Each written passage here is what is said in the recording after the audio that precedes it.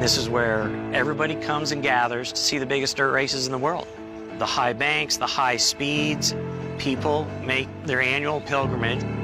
To me, it is a mecca.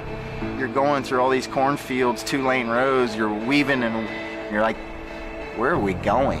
And then all of a sudden, out of nowhere, boom, this mecca jumps out in front of you. We sell tickets to 49 different states right now, multiple countries. It's international. And what is it?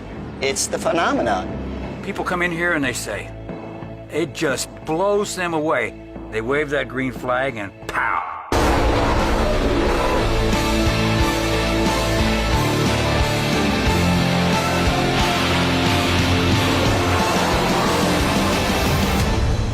Dirt track racing's very own Field of Dreams was dug out of the fertile cornfields in Dart County, Ohio by Earl Baltes in 1954.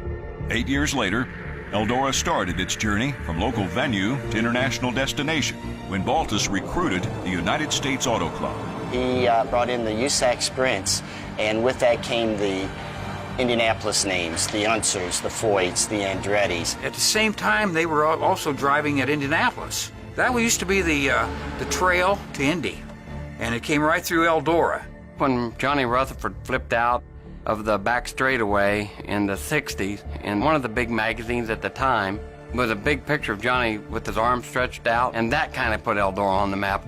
The stars of USAC bolstered the Speedway's reputation, but it was the big money events that cemented its legend. Earl Baltes came up with promoting events that nobody could even fathom.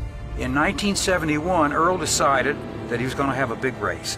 And he said, we're going to call it the World 100. The first World 100, when he was paying $4,000 to win. Everybody was just blown away because nobody paid that kind of money. And then he says, boys, I'm going to raise it by $1,000 to win every year. If anybody say, is there one race that you would really like to win? To me, the World 100 would rate with the Indianapolis 500. Earl saw the success of that. Then he introduced the King's Royal, $50,000 to win in 1984. It was fun to race for that kind of money, and back those days you could take it home in a shoebox or whatever you get in it, so it was a lot of fun. Right here at the finest racetrack in the country, $100,000 to win.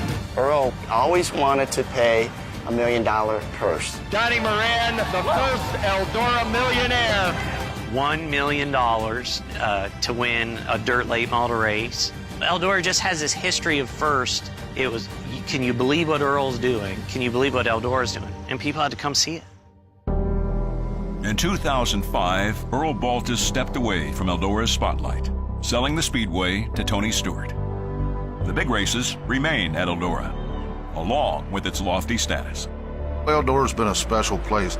You could talk to anybody in any division, and they'll always tell you we always want to win a race at Eldora. When you can brag and say you want to race at Eldora Speedway, you don't need anything else. You've accomplished it.